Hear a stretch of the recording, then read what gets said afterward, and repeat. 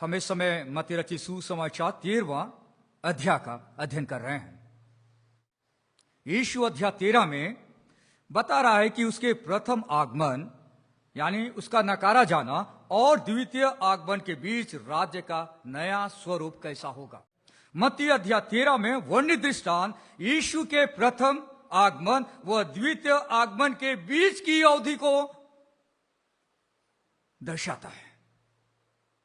इस अवधि में यीशु राजा अनुपस्थित है, पर उसका राज्य एक नए रूप में जारी है। इस अध्याय में प्रभु यीशु दृष्टांतों की एक श्रृंखला के जरिए स्वर्ग के राज्य की एक झलक लोगों के सामने रखता है। इस्राएली राष्ट्र द्वारा यीशु को नकारने और यीशु के द्वितीय आगमन में उसे स्वीकारने के बीच एक नए युग का आरंभ हुआ है।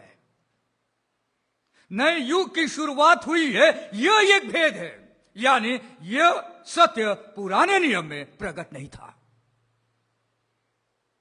इस युग में सम्मिलित है कलीसिया युग और 7 साल का महाक्लेश। कलीसिया के उठाए जाने के बाद जो 7 साल का महाक्लेश होगा वो इस युग में शामिल है।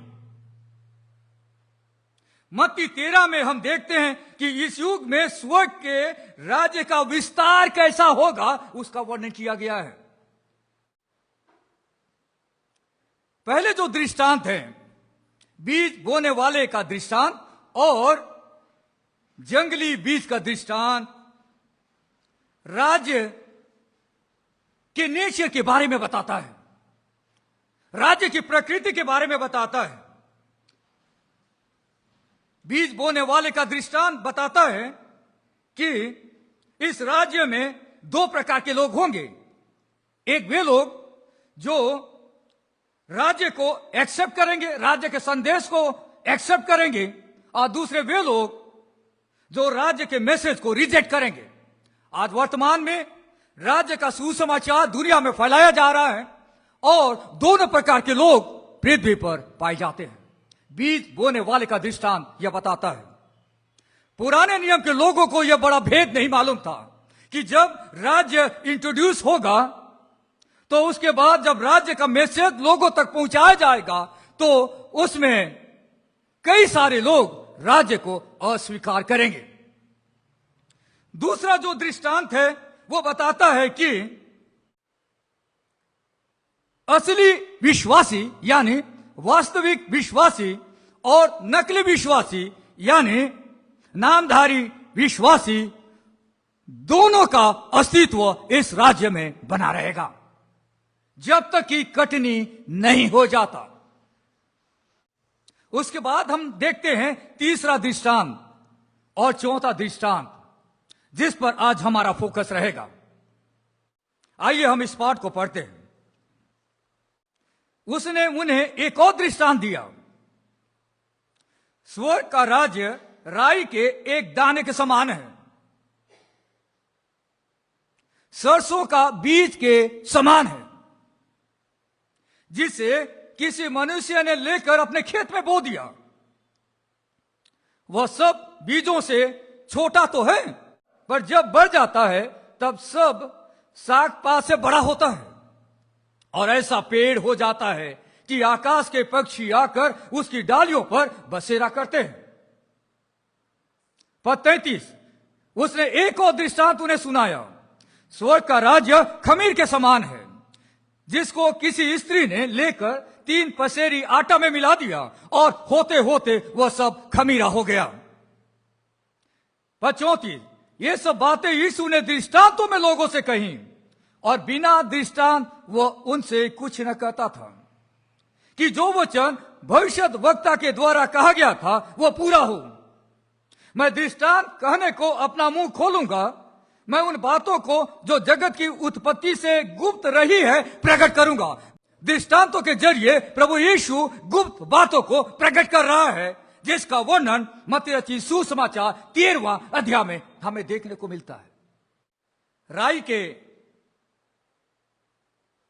दाने का दृष्टांत, राई के बीज का दृष्टांत, सरसों का बीज का दृष्टांत। पद 33 स्वर्ग का राज्य खमीर के समान है, यानी यहां पे बताया गया है खमीर का दृष्टांत। दोनों दृष्टांत हम एक साथ देखेंगे क्योंकि दोनों का कनेक्शन है। राज्य का जो पावर होगा, राज्य की जो सामर्थ होगी, उसके बारे में इस दृष्टांत में बताया गया है। ऑपोजिशन के बाद भी, मुश्किल के बाद भी, परमेश्वर के लोगों पर सताव आने के बाद भी राज्य कैसा पावरफुली एडवांस करेगा, पावरफुली बढ़ेगा, उसका वर्णन इन दो दृष्टांतों में हमें देखने को मिलता है। आइए हम देखते हैं दृष्टांत नंबर 3। उसने उन्हें एक और दृष्टांत दिया। स्वर्ग का राज्य राई के एक दाने के समान है, राई के एक बीज के समान है, जिसे किसी मनुष्य ने लेकर अपने खेत में बो दिया।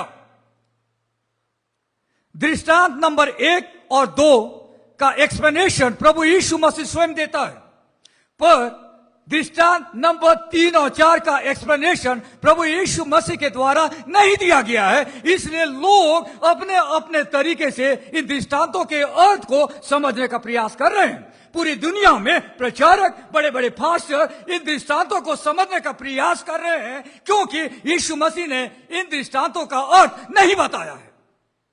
आज मैं और आप भी बाइबल को ध्यान में रखकर और शुरू के जो 2 दृष्टांत है उसको सामने रखकर दृष्टांत नंबर 3 और 4 को समझने का प्रयास करेंगे। यहां पर लिखा है,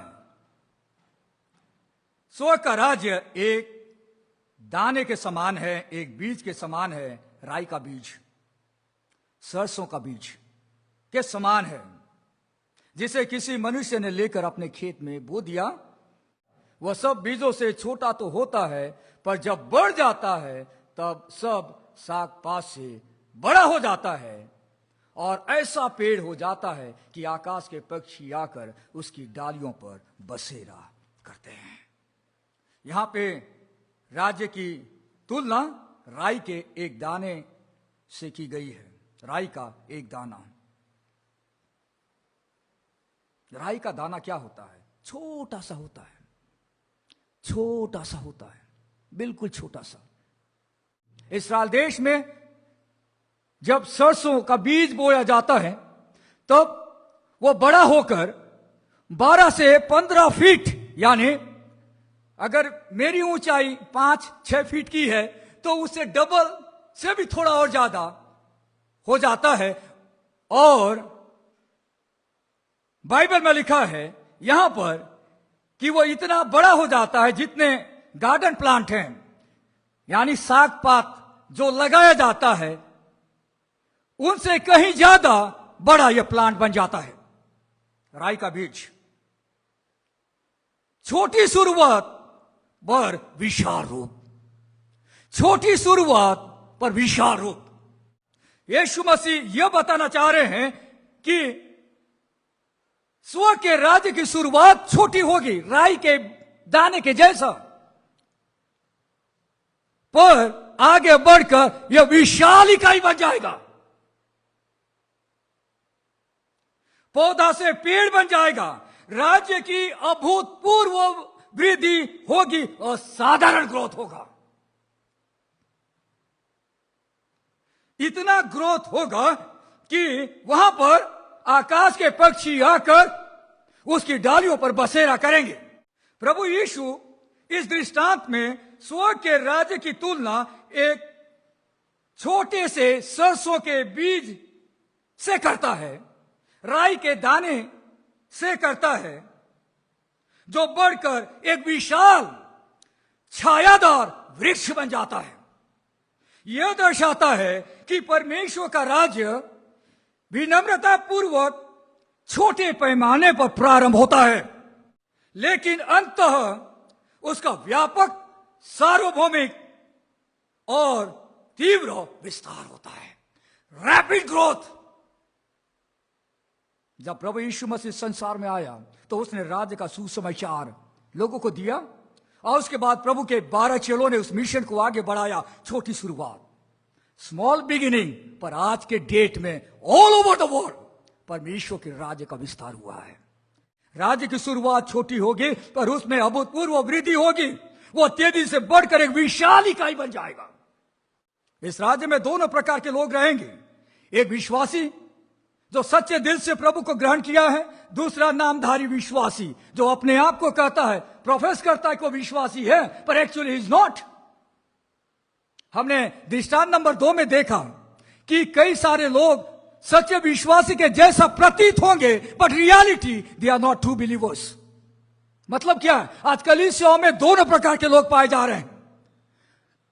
कुछ लोग सच्चे विश्वासी हैं पर दूसरे लोग सच्चे विश्वासी के जैसा प्रतीत होते हैं। They appear to be true believer but they are actually not. और यह दृष्टांत हमें इस बात की जानकारी देता है। आकाश के पक्षी का पेड़ की डाली पर बसेरा करना राज्य की असाधारण वृद्धि को दर्शाता है, चित्रित करता है। राज्य में अभूतपूर्व वृद्धि होगी। 3 बातें हम लोग यहां पे देख रहे हैं। पहली बात, राज्य की छोटी शुरुआत होगी राई के दाने के जैसा। उसके बाद राज्य एक विशाल पेड़ बन जाएगा। और तीसरा, आकाश के पक्षी आकर उसकी डालियों पर बसेरा करेंगे। पक्षी कौन है? बड़े बड़े बाइबल कमेंटेटर्स इस पाठ को आज समझने का प्रयास कर रहे हैं। कुछ बाइबल कमेंटेटर्स का मानना है कि यहां पे जो पक्षी है वो शैतान के बारे में बताया गया है। जब परमेश्वर के राज्य का विस्तार होगा तो शैतान अपनी उपस्थिति वहां पर देगा, क्योंकि वे कहते हैं कि बीज बोने वाले के दृष्टांत में जो पहली जो भूमि थी, मार्ग के किनारे की भूमि, वहां पर जब बीज बोया जाता है तब शैतान आकर उस बीज को चुरा ले जाता है। तो लोग कहते हैं कि जहां पे पक्षी का वर्णन आया है वो शैतान के कार्य को बताता है।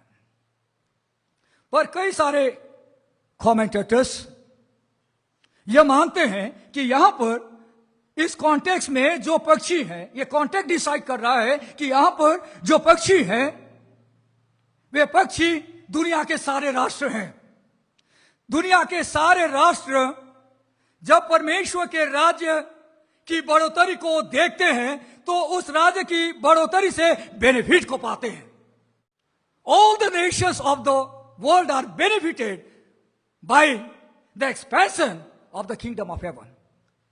स्वर्ग के राज्य की बढ़ोतरी से वे सारे लोग, सारे राष्ट्र आशीषित होते हैं, चाहे वो राष्ट्र प्रभु यीशु को जानता है या नहीं जानता।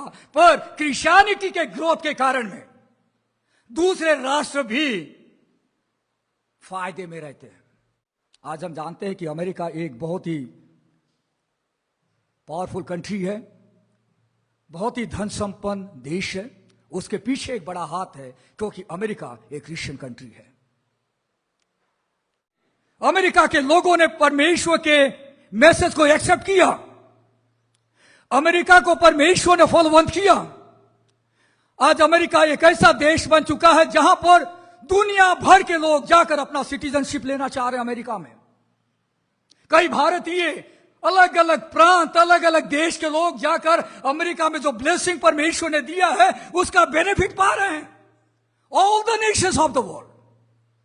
अमेरिका वो पेड़ है जिसकी डालियों पर दुनिया के कई सारे देशों ने अपना बसेरा बना लिया है, क्योंकि अमेरिका को जो ब्लेसिंग मिल रहा है उसका बेनिफिट उन राष्ट्रों को भी मिल रहा है। आज जितने लोग अमेरिका के साथ कनेक्शन में है, संपर्क में है, वे भी उस ब्लेसिंग को पा रहे हैं।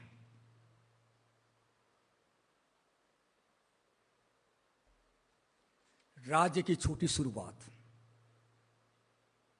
पर यह एक विशाल पेड़ बन गया है।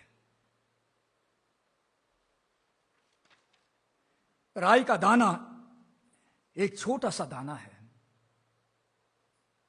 उसे बो दिया गया है, पर जितने भी गार्डन प्लांट हैं, साग पात वाले जो प्लांट लगाए जाते हैं, उनमें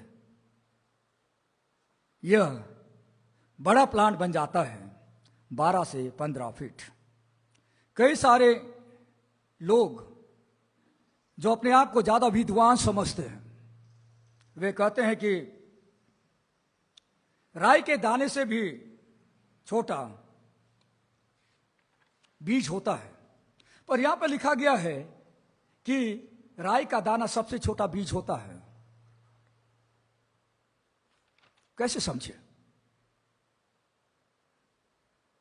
हमें जानना है कि इस्राएल जो क्षेत्र है, उस क्षेत्र में सबसे छोटा बीज जो वहां पे इस्तेमाल किया जाता है वो राई का दाना है। तो प्रभु यीशु मसीह उन्हें उस बीज के बारे में बता रहे हैं जिस बीज की जानकारी इस्राएली लोगों को थी, और उसे बता रहे हैं कि यह छोटा सा बीज है जो आपके खेत में बोया जाता है, पर यह आगे बढ़कर 12 से 15 फीट का हो जाता है।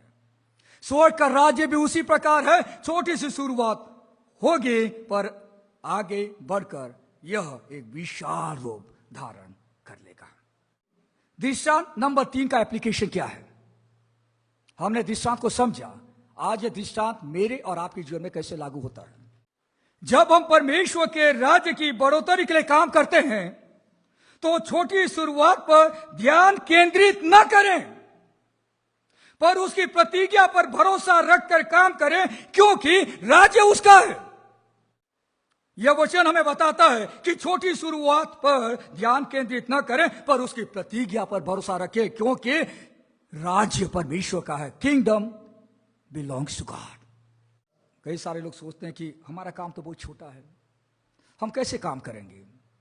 यह दृष्टांत हमें एनकरेज करता है। मेरे प्रियो, जब मैं और आप मिलकर परमेश्वर के राज्य की बढ़ोतरी के लिए काम कर रहे हैं, छोटी शुरुआत पर ध्यान केंद्रित मत करें, परमेश्वर की प्रतिज्ञा पर भरोसा रखें। परमेश्वर राज्य को बढ़ाता है। परमेश्वर की प्रतिज्ञा पर भरोसा रखकर काम करें, क्योंकि राज्य उसका है, राज्य परमेश्वर का है। We are here just to communicate the truth. हम यहां पर सिर्फ इसलिए हैं कि हम परमेश्वर के राज्य के बारे में लोगों को बताएं, पर राज्य तो परमेश्वर का है। It is God who expends his kingdom. अब हम आगे बढ़ते हैं। दृष्टांत नंबर 4। उसने एक और दृष्टांत उन्हें सुनाया। स्वर्ग का राज्य खमीर के समान है, जिसको किसी स्त्री ने लेकर 3 पसेरी आटे में मिला दिया, और होते होते वह सब खमीरा हो गया। खमीर का काम क्या होता है? खमीर को हम आटा में मिलाते हैं तो पूरा आटा खमीर बन जाता। खमीर इन्फ्लुएंस करता है, प्रभावित करता है। आटे में अगर आप थोड़ा सा भी खमीर मिला देंगे तो पूरा आटा खमीर बन जाता है। खमीर का यह स्वभाव है, नेचर है, कि एक बार आटा गूंथने का प्रोसेस चालू हो जाता है, उसके बाद it is impossible to stop. एक बार अगर आपने खमीर को आटा में मिलाने की प्रक्रिया को चालू कर दी तो उसके बाद आप खमीर को बाहर नहीं निकाल पाते, और खमीर टोटली आटा में मिल जाता है। कहने का मतलब यह है इस दृष्टांत के द्वारा कि जब परमेश्वर के राज्य की छोटी शुरुआत हो गई है तो उसके बाद दुनिया की कोई भी ताकत उसे ग्रोथ होने से रोक नहीं पाएगा। यह दृष्टांत है, यह दृष्टांत है। दृष्टांत को आपको समझना है। दृष्टांत क्या है? दृष्टांत एक सांसारिक कहानी, घटना, उदाहरण है जिसका उपयोग सत्यता को चित्रित करने के लिए किया जाता है। सत्यता को चित्रित करने के लिए दृष्टांत का इस्तेमाल किया जाता है लिटरेचर लैंग्वेज में। तो यहां पर हम देख पा रहे हैं कि कैसे परमेश्वर का राज्य वर्ल्ड को इन्फ्लुएंस करेगा। इस दृष्टांत में यीशु मसीह अपने चेलों को बताते हैं कि राज्य की स्मॉल बिगिनिंग होगी, छोटी शुरुआत होगी। यीशु मसीह और उसके चेले संख्या में बहुत कम है, छोटी शुरुआत होगी, पर विरोध के बावजूद भी परमेश्वर का राज्य का विस्तार होगा। विरोध के बावजूद भी राज्य का विस्तार होगा, और ऐसा विस्तार होगा कि यह राज्य पूरी दुनिया को इन्फ्लुएंस करेगा। पूरी दुनिया को प्रभावित करेगा। आज हम रियलिटी में इस बात को देख पा रहे हैं। जहां जहां पर प्रभु का कार्य हो रहा है, वे अपने अगल बगल, अपने राज्य, अपने गांव और अपने देश में लोगों को प्रभावित कर रहे हैं। यह है राज्य का भेद। पवित्र आत्मा इंटरनली लोगों के जीवन में काम कर रहा है, ट्रांसफॉर्मेशन हो रहा है।